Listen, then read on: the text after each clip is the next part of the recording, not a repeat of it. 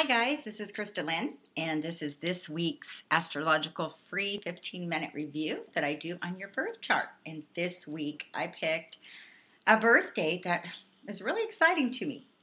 Of course, I get excited about everything, so obviously you'll hear that word a lot. It's been a word I can't seem to get rid of, but am excited about life, so I guess that's a good thing. September 18th, 1995.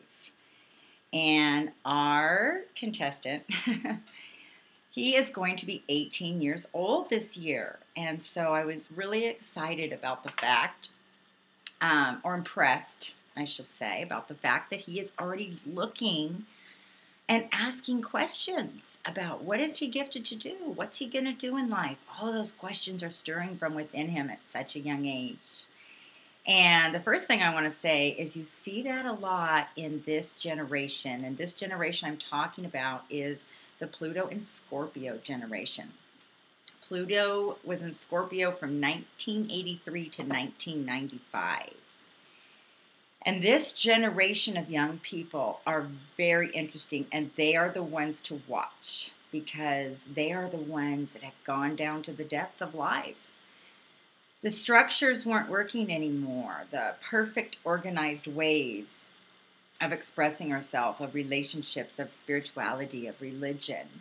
Everything was in a box. And the Virgo and Pluto generation, which is my generation, we're all about service and we're all about organizing things. And so by the time we start seeing this generation, the Pluto and Scorpio generation, it's kind of like, Pluto's like subtle eruptions.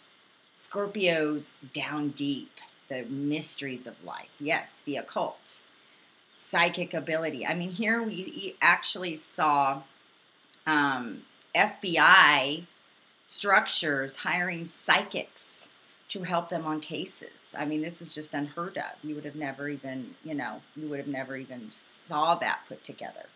There became a big intrigue into other experiences in life, into death, into life, into rebirth. A lot of things happened during this time. One of the things, I was in high school during this time, and so from about 1983 to 86, those years, what kind of music did we hear? What kind of music did we hear? We had AC/DC, Motley Crue, Iron Maiden. We were going into the heavy, dark metal period because of this Pluto and Scorpio vibration going on. So first of all, I want to say about your generation is you guys haven't even started yet. We are going to see you guys come on the scene after your first Saturn. You're going to come on the scene and you're going to take very high and powerful positions in our society. So just be thinking about that. I'll be talking a little bit more about that, but I want to get into this chart. Well, you asked me a question. What should I do? Who am I? I'm lost. All of those things that we feel, especially going into adulthood. But you did give me a little clue. And the little clue was that you loved music and you loved composition and you loved these things. And when I took a look at your chart, I said, absolutely. I really see it here for you. Okay, so yes, you're already on the right track. Okay, first of all, you have a Virgo sun, and I know I keep picking Virgos. This is one I really just picked out, but they keep coming to me. But let's get into it. We have a Virgo sun, so we have somebody that's analytical, somebody that's able to organize thoughts, somebody that's able to be a perfectionist, somebody who's able to edit and write and and earthy. We're the hippies.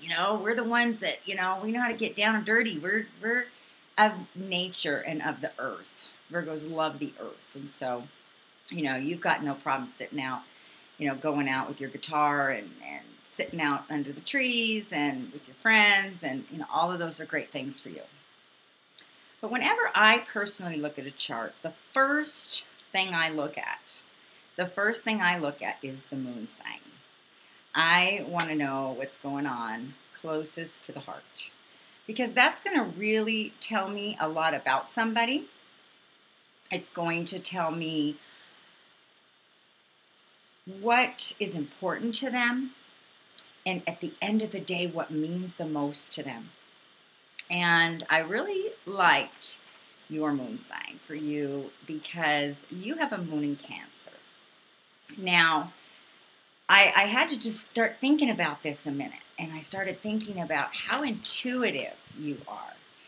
And when we look at the moon in Cancer, we see that, yes, they have strong emotions, they have strong instincts, natural desire for family and home. They're incredible protectors of their family and home.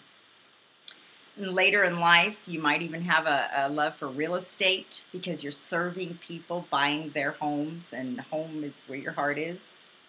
So that might even be another type of thing. You might do some of your own real estate, buy and sell houses and redo things. You really just something to keep in the back of your mind.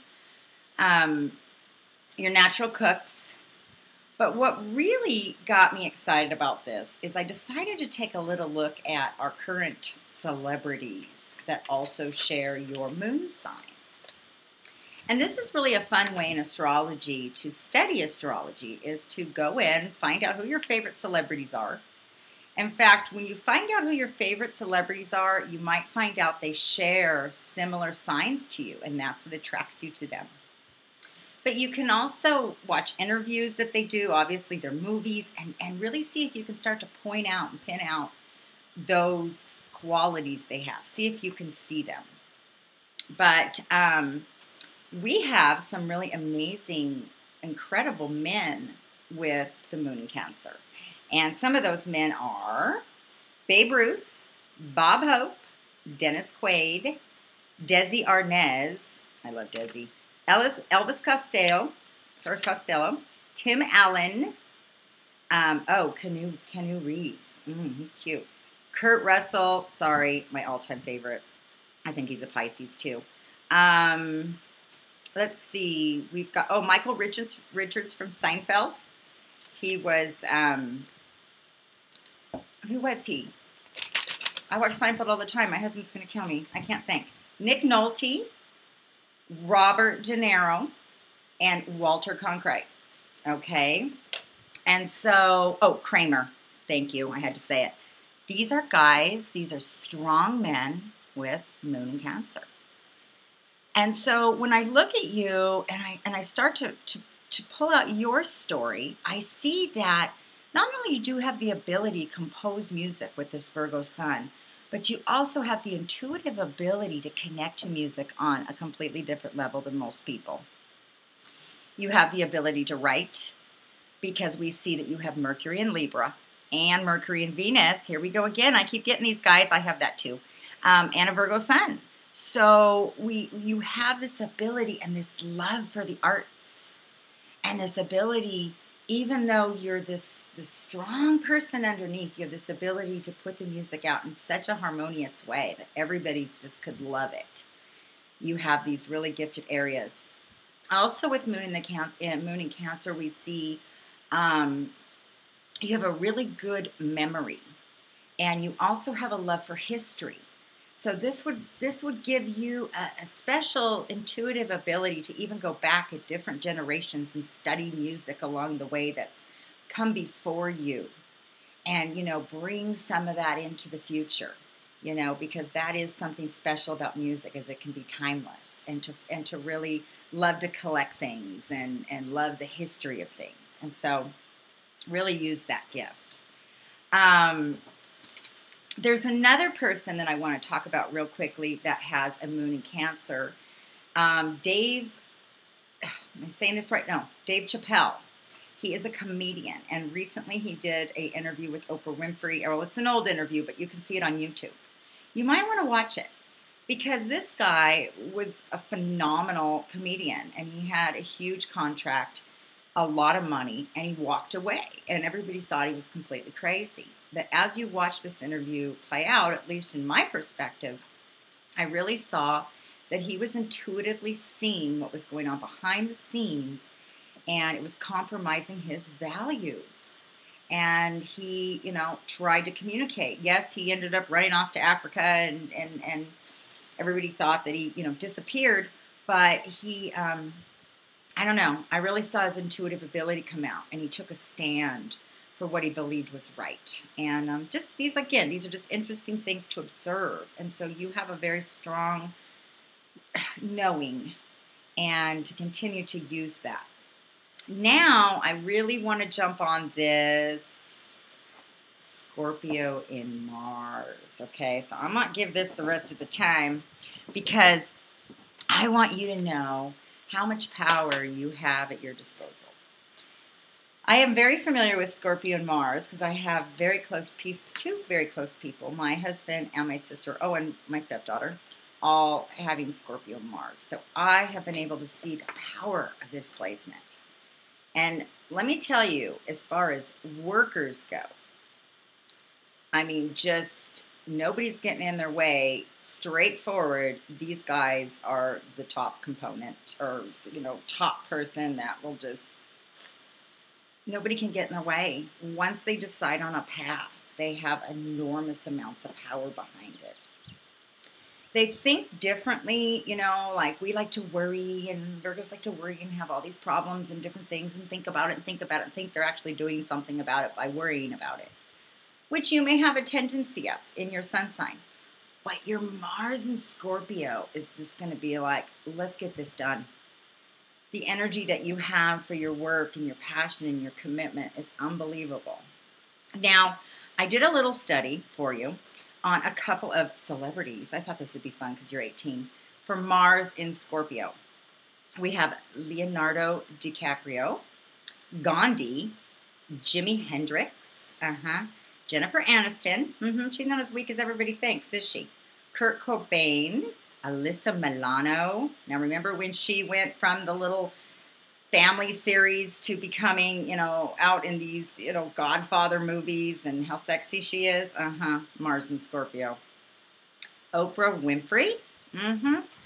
Mel Gibson, Bruce Lee, Marilyn Manson, Joaquin Phoenix,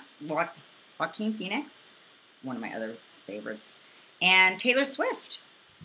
And so, you do see, yes, with Scorpio and Mars, you do see tumultuous periods of life. I mean, what we have to understand, you guys, though, is that a Scorpio is equipped to go down to the depth. And you will go through different seasons in your life. You will go through periods because it's all about birth, death, and rebirth. So you have a birth of something in your life, relationships, work, whatever those things are. You may hit a really rough spot at some point where you have to completely, it just feels like that whole entire thing has to completely be destroyed. And you're going to feel it to the depth of your core because you've got that Scorpio influence. But nobody can regenerate and come back like a Scorpio. And I've seen this in these people's lives that I know very well. And, they come back, and they come back okay. Just have to remember in those dark times in life, if they do come, don't isolate.